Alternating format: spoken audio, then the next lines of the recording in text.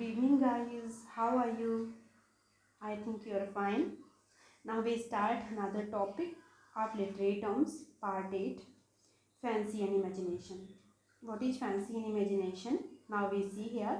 The distinction between fancy and imagination was a key element in Samuel Taylor Coleridge's theory of poetry as well as in his general theory of mental process. ठीक है, तो S T college के through the गई fancy and imagination है. यहाँ पे इन्होंने इस एलिमेंट में डिफ्रेंशिएशन क्रिएट करने की कोशिश की है और इसी से अपनी थियोरी ऑफ पोइट्री दी है.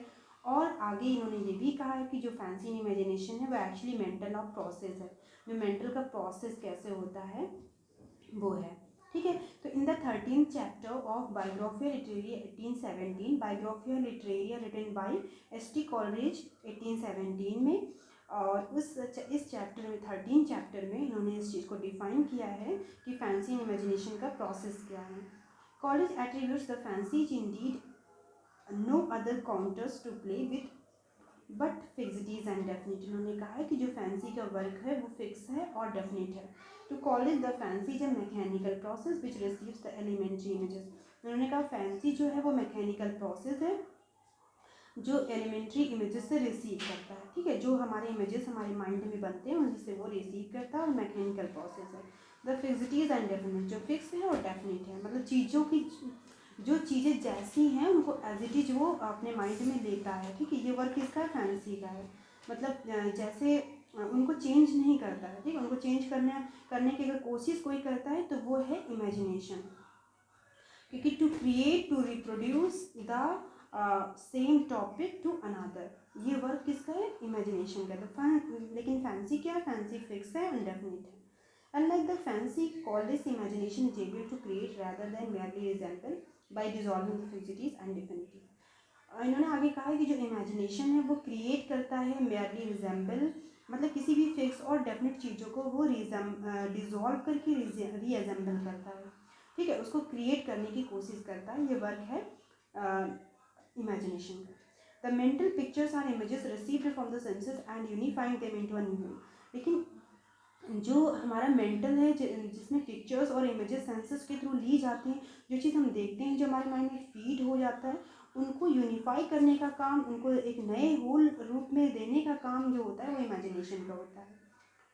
While fancy is merely mechanical, जबकि फैंसी जो है वो सिर्फ मैकेनिकल है. उन्हें देखिए मशीन का क्या काम है, जितना हमने इनपुट कर दिया वो सिर्फ आउटपुट देगा उतना ही. लेकिन माइंड का जो प्रोसेस है वो इमेजिनेशन के थ्रू वो किसी चीज़ को क्रिएट करने का भी वर्क करता है. तो इसलिए इन्होंने कहा है कि जो इमेजिनेशन है वो वाइटल है.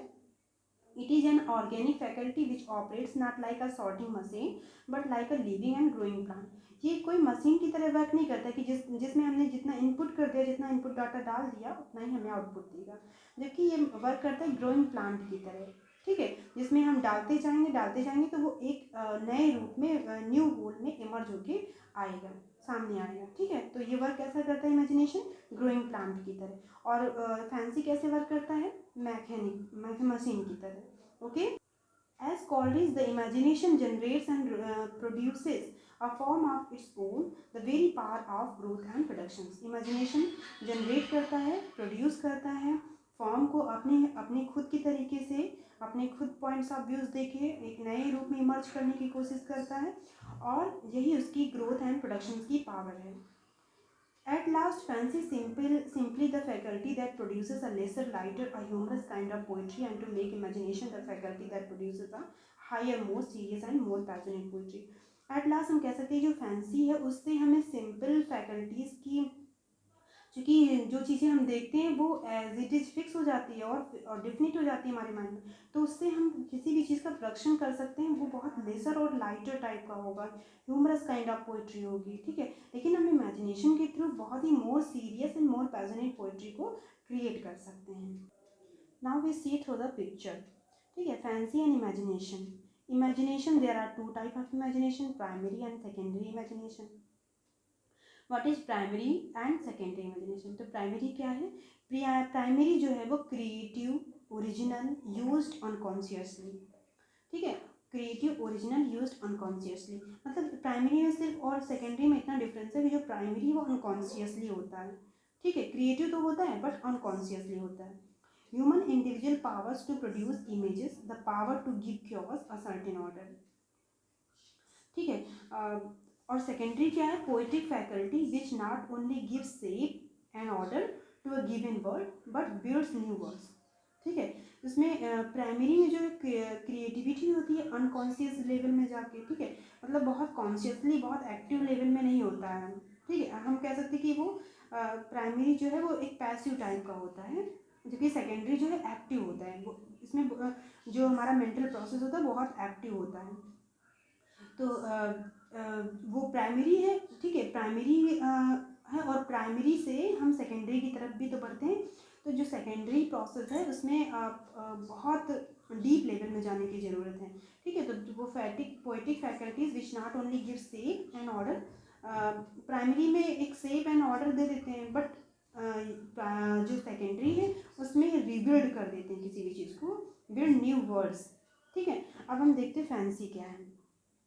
A kind of logical faculty, the mechanical ability the poet has to use devices like metaphors, allusions in poetry in order to blend various ingredients in beautiful images। ठीक है, जैसे किसी भी वर्क्स को देख के हम जानते हैं कि इसकी स्किल कैसी है, और सेम स्किल हम चूज़ कर लेते हैं किसी भी पोएम को लिखने के लिए। ठीक है, तो वैसे ही मेटाफर्स, वैसे एलिट्रेशंस, वैसे डिवाइसेस हम यूज़ कर लेते हैं इन अ मैकेनिक वे में।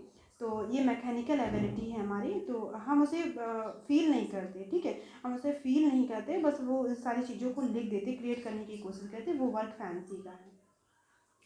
He saw fancy as a logical way of organizing sensory material without really synthesizing। वही लिखा हुआ, सिंथेसाइजिंग किए बिना हम एक मैकेनिकल टाइप से ऑर्गेनाइज करते हैं अपने मटेरियल को। ठीक है, जैसे मटेरियल को हमें कैसे कहाँ पे इनपुट करना है और कौन सी स्किल हमें यूज़ करनी है, वो सारा वर्क फैंसी का है।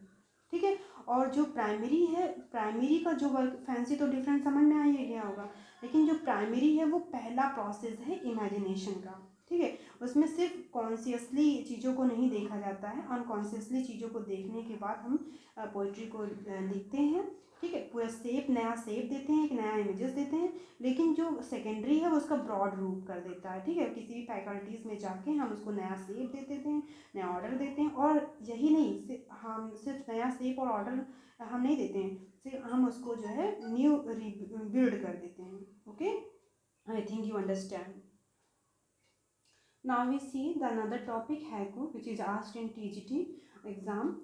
Haiku is a Japanese poetic form that represents in 17 syllable that are ordered into 3 lines of 5, 7 and 5 syllables। ठीक है, तो हैको एक जापानीज पोएटिक फॉर्म है जो कि 17 syllables में लिखा जाता है। ठीक है, तो फर्स्ट लाइन, इसमें 3 लाइन यूज़ की जाती है, फर्स्ट, सेकेंड एंड थर्ड। तो फर्स्ट लाइन 5 syllables की, थर्ड लाइन 5 syllables की, बट सेकेंड लाइन जो है वो 7 syllables की। अगर हम इनको कनेक्ट करते हैं तो वो 17 syllables का हो जाता है। द पोइट्स इमोशनल और spiritual response to a natural object scene or seasons of the year. किसी भी ईयर के सीजन एंड उसके सीन एंड नेचुरल ऑब्जेक्ट्स को क्रिएट कर किया जाता है, और पोएट्स अपने इमोशन एंड फीलिंग्स को, स्पिरिचुअल रिस्पॉन्स को इसमें शो ऑफ करता है, क्रिएट करता है। The haiku greatly influenced Ezra Pound and other imagist. Ezra Pound's, ठीक है, एजरा पाउंड और अदर इमेजिस्ट को हैको बहुत ज़्यादा इन्फ्लुएंस कर चुका है। और एजरा पाउंड ने एक वर्क भी लिखा जो कि हैको पे बेस्ड है, in a station of the metro. Now we take another topic, malapropism।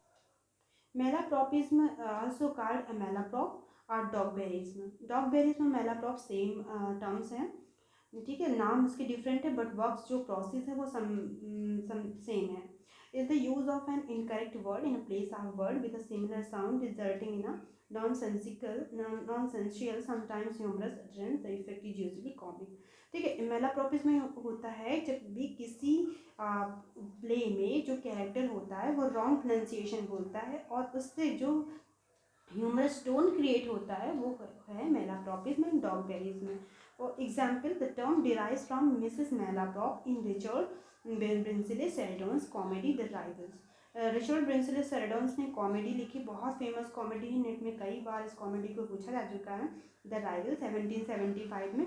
और इसी का एक कैरेक्टर है मिसेस मेलाप्रॉप, सेंटर कैरेक्टर भी है ये मिसेस मेलाप्रॉप, और इसी में मिसेस मेलाप्रॉप जो है वो रॉन्ग प्रोनाउंसिएशन करती है, और उसी से ये टॉपिक डिराइव किया गया है।